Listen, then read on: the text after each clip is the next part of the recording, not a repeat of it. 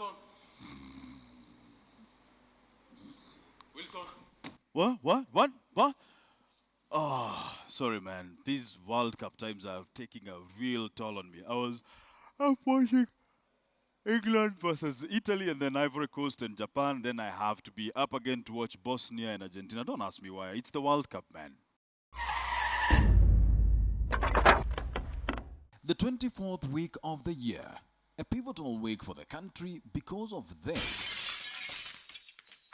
Yes, a figure with so many zeros, it makes MPs' salaries look like pocket change. This is the amount of money in Kenya shillings, not Ugandan currency, the government said it was going to use or not to use in the next 1 year. But we'll get to that in a bit. There's a common saying that if you can't take the heat, get out of the kitchen. Let's go back a few weeks when President Uhuru Kenyatta kind of got himself into the kitchen and pretty close enough to the fire. That offer was snapped up by interested parties. And I want to promise Kenyans, ikiwa Mheshimiwa Uhuru ataendelea na hii upusi, ataenda na Kalonzo wapige simu waje kwa chai State House. Unaona mimi mtu akwenda kwa chai. But the beauty of this country is there's an allocation in the constitution that grants one the freedom to change your mind. Hakuna haja ya kutusi viongozi wenzako kwa sababu wananchi hawa hawezi kukula hiyo matusi. If you have been following the story of these two, it's very intriguing.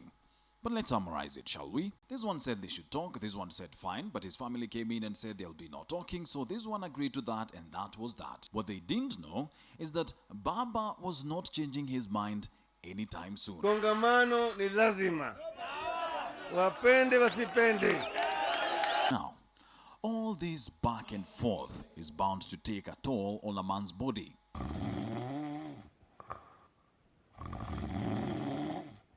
That's why it's always important to have a helper around.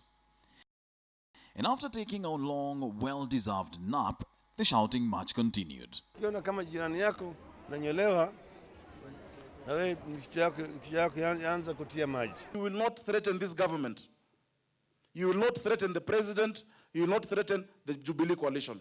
Meanwhile, is that very important argument which will most certainly 100% affect how much food you're able to put on your table tonight continued, somebody else was being a very bad boy.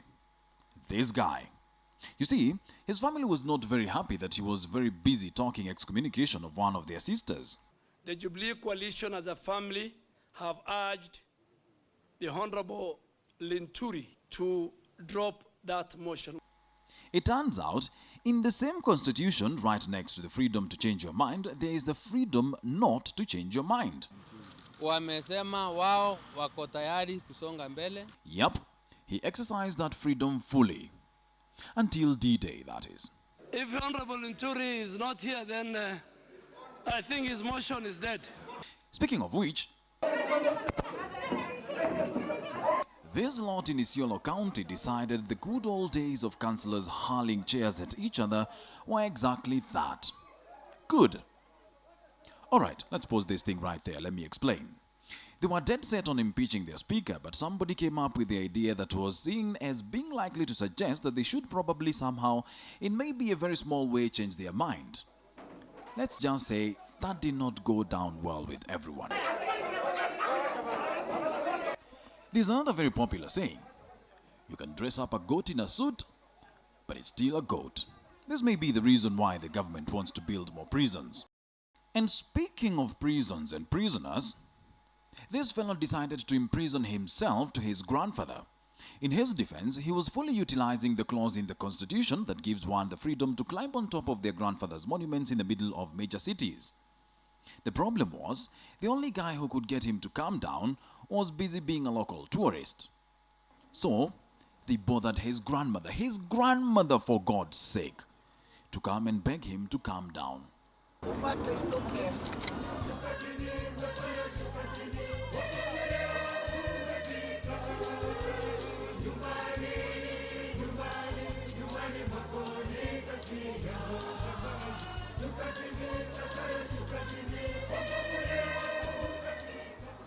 I fail to understand why everybody created such a big fuss about our friend there when all he wanted to do is spend some time with his grandfather. The police admitted that, he did not do anything wrong, so he was not exactly under arrest. But I did pose that question to the police, why the fuss?